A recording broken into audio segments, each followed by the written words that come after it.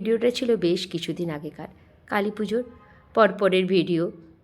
আমরা তিনজনা মিলে রেডি হয়ে একটু ঘুরতে যাচ্ছিলাম। জাস্ট বেরোতে যাব সেই সময় চলে এসছে এই গিফটটা। এই গিফটটা একজন দাদাভাই পাঠিয়েছেন, দেওয়ালি গিফট। উনি প্রত্যেক বছরই পাঠান, এবছরও পাঠিয়েছেন। তা গিফটটা দেখে আমার মনটা বেশ খুশি খুশি লাগছিল। কর্তামশাই তাড়াহুড়ো করছিলেন, কিন্তু আমি তো একটু খুলে দেখব আর তোমাদেরকেও দেখাবো। তোমাদের সাথে তো আমি সব কিছু শেয়ার করি, এটাও শেয়ার করলাম। গিফটের মধ্যে বিভিন্ন রকমের ড্রাই ফ্রুট ছিল, জুস ছিল, চিপস ছিল, আচার ছিল। সবথেকে আমাকে আকর্ষণ যেটা করেছে, নীল রঙের কন্টেনারটা। আমি ভেবেছিলাম ওই কন্টেনারের মধ্যে চা পাতা আছে।